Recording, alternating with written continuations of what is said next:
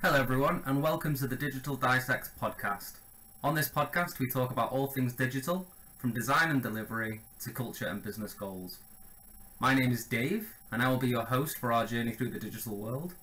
I will be interviewing and speaking to experts throughout the industry about their knowledge and experience and what they see happening in the near future in regards to future digital trends. I'm going to be asking lots of questions, hopefully being your guide as we pick the brains of industry experts from all around the digital world. Today we have Aaron from IndieSpring, who has taken some time out to talk about how we start many of our design processes here at IndieSpring and what we do differently from the normal process of creating user personas. Hi, Aaron. Hi, Dave. Do you want to introduce yourself, who you are, what you do here at IndieSpring? Yeah, absolutely. So I'm head of client engagement here at IndieSpring, and I mean, really that covers all manner of sins, but means that I sit as a thin layer across pretty much every process that we go through here at IndieSpring, and act as the first point of escalation where things maybe don't go quite as well as people are hoping, or where there's some point of tension during a project. So yeah, I'm probably one of the people best placed in the business to talk about a few of our different processes. Excellent. Just before we get into the meat of what we're going to talk about today, Aaron, I thought I'd start off with a couple of fun warm-up questions to get us going. No worries. So, what is your most used app this week? This week, I'd probably say the same as most weeks, which is Sync for Reddit, which is an Android exclusive Reddit reader app. I use Reddit quite a bit, basically just scroll through when I need to kill some time, and I've found that this is a really, really smart implementation of a Reddit reader. The actual official Reddit app's kind of slow on Android, and I don't think it lives up to the third-party apps that are out there, and I know things like Bacon Reader are good on iOS as well, but Sync is the best one that I found on Android so far. I must admit, Reddit is a beast and entity that's kind of passed my life by. And sometimes when searching on the internet, I kind of end up there and I get a bit confused. But I know it's huge and everybody seems to love it. It's just not somewhere I've spent much time. One more question then. What app has kind of changed your life or the way you do things over the last 12 months? Well, I suppose there's a couple really, because like all of us, I suppose the one that's actually changed my life the most has been using the NHS COVID app and scanning QR codes whenever I get into places. So the app that's had the biggest impact on my day-to-day routine is probably that one. But in terms of, apps that I've been using out of sort of from my own volition, I'd say probably Trading 212. I've started using that to trade stocks and shares online. It's been a really interesting process, and it's something that has kind of built its way into my daily routine to check on my stocks, to read up on various movements, and that's been quite an interesting app to use, and something totally different to the sort of apps I was using a couple of years ago as well. So were you trading before using the app, or was the app kind of the gateway into getting into that kind of world?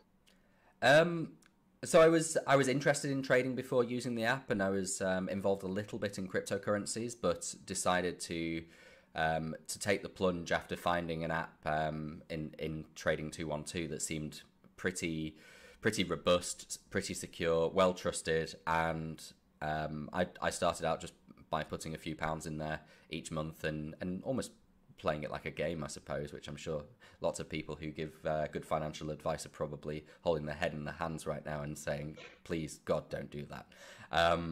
But yeah, that's something I have been using a fair bit. That's cool. That's nice. I always find probably not even once a year, something turns up and changes the way I see things and do things. That's cool. That kind of helps you facilitate an interest. Go Trading 212 app, really. I'd say for that. Absolutely. Anyway, onto the topic. We're here to talk about how we start design processes and our bugbear as a company. So why don't I get us going? I've done some research on what is considered normal practice for creating user personas. So I'll kind of read that back to you, Aaron, and then you can agree or disagree with me whether you think that's right, and then also what you see the problems are with that. Does that sound good? Yeah, absolutely. Okay, so when I was Googling it, I did some research. This is what Google, the first place I go to for nearly every answer I search it, says. A user persona is a semi-fictional character created to represent different customer types that use a company's products or services. User personas are profiles of imagined individuals that reflect a business's core customer base. And user personas are intended to give reliable and a realistic reflection of how a business could expect a group of people to engage with a product, service, or campaign. Traditional user personas are created around the board table, with marketeers and stakeholders holding long meetings discussing every aspect of who they believe their ideal customers are. And the value of this exercise of developing a user persona is to give a point of reference throughout the design and development cycle to help ensure that progression aligns with genuine user needs. Does that sound right to you, Aaron? Yeah, definitely. I'd say that definitely represents the normal sort of user persona process and how you would sort of display those. Yeah, and I've done that, right? As we've done it for ourselves as a company in the past. We've done it absolutely. Many times. I think, especially in the early days of Indie Spring, we absolutely followed the the kind of usual process by rote, as most young companies do. Yeah. That's good. And like I say, most people probably still do that, is my belief. When you speak to people, they understand that process and have followed it. But what do you think's wrong with that process then, Aaron? That's what we're here to discuss today. Well, I think there's a few things that are wrong with that process. For example, the amount of unnecessary information that you get from going through this process. So, if you're going through the standard process, you'll be finding out about what pets people have, what cars they drive. You're sort of coming up with this ultimate average of your users, and frankly, unless you're selling pet food, or you're selling cars, or your products is related to them in some way, I think that the value there is not all that interesting and not all that valuable. So that sort of stuff takes time to generate. It takes time to discuss, especially when you've got lots of people around a boardroom table. And I feel like that can be really distracting from your potential users' actual motivations. And I think that's a theme we'll come back to a lot today. It's around motivations rather than just describing who that user is. You want to describe what that user wants. A couple of other things is that often users have already made their decision before you get a chance to speak to surface level observations. So before you talk to them about their pets, before you talk to them about their cars, their house, people have already made their decision before that, because they make their decisions within 50 milliseconds of seeing something. And finally, users will actually operate under an idealized persona. They don't necessarily correlate with their actual circumstances in real life. So, for example, I might not be the most well-off person in the world, but I might aspire to be somebody who drives an M3 BMW. And I'm probably going to be more influenced by what I aspire to do than by my current circumstances, certainly in terms of my motivations anyway. That's really interesting. Like, I know when, like, for certain activities I do, I got into golf, like, I don't know, 10, 15 years ago now, probably. But I remember having a set of clubs that were perfectly good. They got me around the course. But then, because I got into the sport and I was like, oh, I want to take this further, I then went and spent £600 on a new set of clubs. It made no immediate difference to my ability to play. It's because I wanted something to feel like I was a better golfer. So I bought what I perceived to be a better set of golf clubs. Yeah, absolutely. You're right. It was because of what I was working towards rather than what I actually was. And that's absolutely an aspirational purchase. Yeah, it's interesting. Yeah, it wasn't because I'd outgrown the equipment I had. It's because I wanted to fit the equipment that I then bought. That's a really interesting point. I'd never thought about it that way. Okay, so you've said here that everything links to motivations. So how do you find what the motivations are that link whatever the product, service thing you're selling is and your users? So we use something here at Indie Spring called the Limbic map. So this is slightly different from the way that most people will go around finding out their user personas and their user motivations. And the way that it works, and I believe that we're going to link to this anyway after this talk. You'll be able to access this from wherever you get your podcasts from. But the Limbic map shows a variety of different motivators in sort of an oval shape, and across there are things like extravagance, impulsiveness, tradition, quality, lots of different motivators, and they're all set out in a way that was decided upon by a group called the Nymphenburg Group. So they're a university-supported marketing group based out of Germany, and this is all based on sort of sound psychological research. What we do is we then use three different key areas that you can aim for. So they are stimulant, dominance, and balance. Now, stimulant, you'll see that all of the emotions that are around there are things like creativity, curiosity, fun, pleasure, humor, all in that stimulant area. Then you've got dominance, which things like order and discipline, but anything around attaining sort of, a position of power or status. All of those words sit around dominance, and balance tends to be around sort of security related terms. So home, loyalty, friendship, anything that's really around that feeling of security. So you've got these three separate points which all have these motivators sort of sitting around them, and we start plotting against these motivators. And one thing to remember is it's really fine to start with assumption at this point as well. It's going to feel very strange because it almost feels a bit backwards compared to the traditional model of user personas. To start with assumption. Traditionally, you would try and create your personas and then fit to that model. In this case, you're finding the motivators based on your product, and then you're fitting your users to it because they're aspiring to that. Yeah, I think it does feel the wrong way around from the way I've always done it in the past, but when we were doing it for ourselves. But I suppose, like you're saying about starting with assumptions, we make assumptions all the time on what we believe is right because of what the trends you're seeing. So I don't think the assumptions is too much of a concern. Have you got any examples you could talk about that could help people visualize what the difference is between those three main motivator groups you were talking about?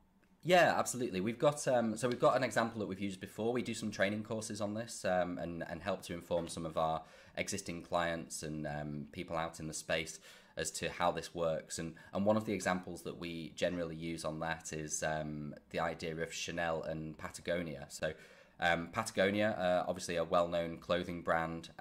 They make sort of, I suppose, adventure lifestyle clothing. So, if you're going out hiking or if you're going out doing adventure sports, then you would go to Patagonia, and they very much sit somewhere between stimulant and balance. So you can plot out on the Limbic map, and you'll find that they actually, they cover a fair swathe of the map, but very much skewed towards stimulant and balance. And to take another clothing brand as an example, the other one that we use in this training, Chanel they skew very strongly towards dominance. So it's all about status, and that is reflected in the way that they market as well. So Patagonia, they market towards balance by talking about the quality of their products. I mean, quality is obviously important if your life or your health is dependent on it. But they also speak to that stimulant side of things as well. So they're talking about adventure, they're talking about being free, going out, seeing the world. Whereas Chanel don't really need to do that. They have a very confident brand based around minimalism in terms of the surrounding brand and allowing their clothing to speak for itself. And that requires real confidence. You'll find similar when you look at things like Rolex. You'll find the same when you look at prestige car companies, where they don't feel the need. Apple is a great example of this, where they don't feel the need to bog themselves down with lots of terminology. They're confident enough that they can just say, aspire to this, it's amazing, and it'll make you look amazing. Yeah, that makes a lot of sense. And as someone that's shopped in a lot more of the Patagonia space, i.e. outdoor technical clothing, I must admit I've never done anything as cool as the pictures on their websites are, but I'd love to one day, right? And That's, Yeah, again, absolutely. And again, that is so aspirational. So for you, there's the aspiration towards that stimulant side of things. So the aspiration to be out on top of a mountain or in a desert and doing something like that. And obviously, we've known each other for a few years, so I know that's something you would aspire to. But there's plenty of other people who would aspire to that Chanel sort of status and dominance and showing, you know, I'm the person with all the money, I'm the person with all the power through their clothing. Yeah, I suppose we keep coming back to it, this aspirational motivation. And I think that helps me understand that I can see how a lot of the information that we gather in the traditional user persona meetings goes straight out of the window when someone starts operating on where they want to be. Like, you're right, I don't go to all the places where the clothes are shown in their pictures, but that's where I'd love to be. So I go and buy it and work my way up towards that in my own. Exactly. Another good example of this is if you look at the VW group, they've got a couple of different brands under Volkswagen. So they've got obviously Volkswagen, but they've also got Skoda and Seat are part of the same group. And if you look at, say, the Volkswagen Polo, for example, versus the Skoda Fabia, they're both the same car, effectively. They are built on the same chassis. They use the same engines. They are the same car, other than, you know, trim level, I suppose. But the marketing is very different. So the VW marketing is more towards stimulant. The Polo is a fun car to go out and drive. It's advertised to people in that way. Whereas look at the Skoda, it's mostly about balance. It's good value for money. It's going to be reliable. It's going to last a long time. So they've managed to hit two separate portions of the Limbic map by splitting into two sub-brands, in their case actually buying a second brand and using that to hit a particular portion that may not have been as well served. And that's despite it effectively being exactly the same product. Yeah, that's really interesting, isn't it? Like, you can see how the same thing just spoke about differently or shown in a different way speaks to a completely different group of people. Trying to bring it back to some like tangible advice then, like on that specific point, if you've got these groups, let's say you're bringing a new product to market, doesn't really matter what it is. Would you recommend going and looking at any competitors in the market and seeing if there were like gaps on the Limbic map to say, okay, we could hit there? Or would you kind of stick to saying, oh, this is where we're going to be, and even if that's competitive, we're going to push into that space because we know that's what we're trying to do?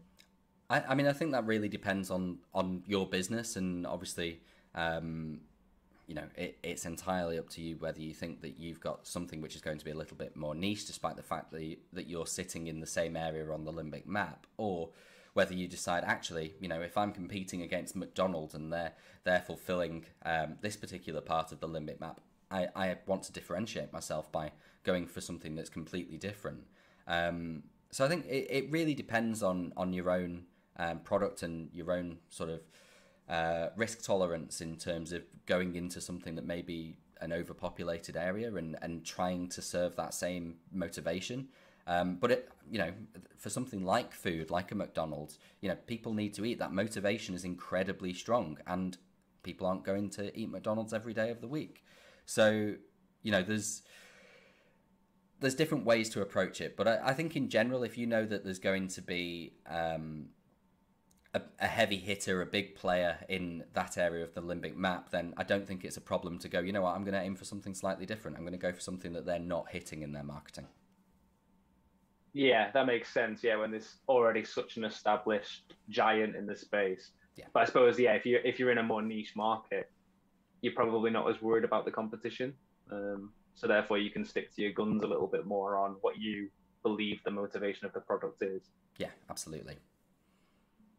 Okay, so we've talked about the map and people plotting themselves. You did mention that Patagonia actually sits on two of those three that you mentioned. It's not just the one. What advice would you give to people that, like, when they come to do this exercise, either struggle to find themselves on the map, or just find that they can justify that they could put themselves anywhere, depending on the language they choose to use, i.e. they've not honed it down yet?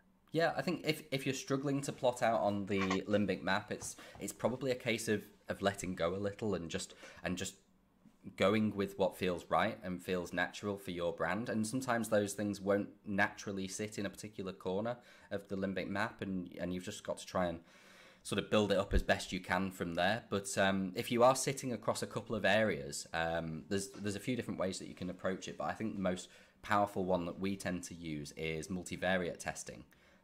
So for anybody that has worked in conversion rate optimization and so on, multivariate testing is going to be super familiar. And it's just a case of comparing two things against each other and seeing which one performs best. Now, because you've managed to assign yourself to a couple of different areas on the Limbic map, then you can actually have design decisions and language decisions for each test which align with those specific motivators. So in the case of Patagonia, I would expect that they have had some testing around going for a more sort of balance focused route, and testing as well for a more stimulant focused route, and possibly are serving differently to different people. So it's totally possible that I could know from your browsing history, or I could have a pretty good guess from your browsing history, what age you are and what your interests are, and go, well, we know this guy's more interested by the stimulant side of things. So to serve slightly different content in order to focus on that. But yeah, it's totally fine to use multivariate testing. It's super powerful when you do it. And the idea is that by performing this testing, you're going to validate your thinking from the previous step. So you've made some assumptions, but by performing this testing, you can validate that. So you could even try and perform some testing across all three of the key areas. And, you know, it might turn out that you're completely wrong, and that's fine. You're going from this assumptive start, but I think you should be focusing more of your energies on the area that you think is right. Yeah, that's great. I've obviously, we've been up in the industry a long time now, like A/B testing and multivariate testing. I always kind of had a problem with, because it seemed to be guesswork some of the time. And I know loads of people will be arguing that it's not guesswork, it's based on data. And I believe it is based on data, the choices that you then make. Yeah. But sometimes you're just having to have a gut feeling. I think it's really nice to be able to tie it back to a decision you made early on. Absolutely. Right or wrong, right? I think we've all been in a meeting at some point where somebody has said, let's try changing this this CTA, this call to action, from red to green, and see what happens. And that sort of thing feels like guesswork, whereas this, where it's like, right, let's focus our language around sociability or trust and see if that, and because that's something we've identified as likely to be a motivator, and see if that has a positive uptick, or see if, you know, creativity and fun and extravagance, let's see if they are more likely to resonate with our likely users. So it feels less like guesswork, it feels more like targeted. Yeah. So how much do you think this, a more hypothetical question for you, Aaron, how much do you think this personalization and targeting in marketing and advertising and usage of products is going to affect us going forwards? It's quite hard to see in isolation, isn't it? Because you see what you get. Yeah, absolutely. But I wonder how much you think is going on behind the scenes that you might not know about. I think most people that use major brands, you know, if you're using something like Reddit, or you're using something like, you know, the Coca-Cola website, or, you know, even Facebook, the amount of personalization that's going on there is huge, and we are all affected right now by hyper-personalization. And you know, our purchasing decisions are being affected by it. Our political decisions are being affected by it, to get, you know, to go onto the grander scope of things. And, you know, it really isn't that difficult based on your browsing history, your comment history on social media. It really isn't that difficult to figure out if you're somebody who's going to be easily swayed towards a product or a choice, and to sort of feed your motivations to push you in a certain direction. Yeah, and on a much more mundane level, I know it does happen. So I bought pick and mix that got delivered to my house, rather than me going to a shop to get pick and mix. And then 4 other pick and mix brands turned up in my advertising, and I'm like, you've cottoned on that I'm interested in this. You've cottoned on that I like sweets. Yeah, basically. I always find it funny. My major frustration is sometimes they don't know you've made the purchase. Yeah. I think that's the next thing for me. Like when Amazon tries to sell you something you've just bought, for example, and you're like, you should know I've bought it. That's like my pet peeve with this kind of clever marketing that's going on. I bought a vacuum cleaner recently, and all I've seen is vacuum cleaner ads ever since. And I feel like that is the most stupid thing possible. I've just bought a vacuum cleaner. This is a one-off purchase. I'm not going to buy more vacuum cleaners. I'm not starting up a secret cleaning company.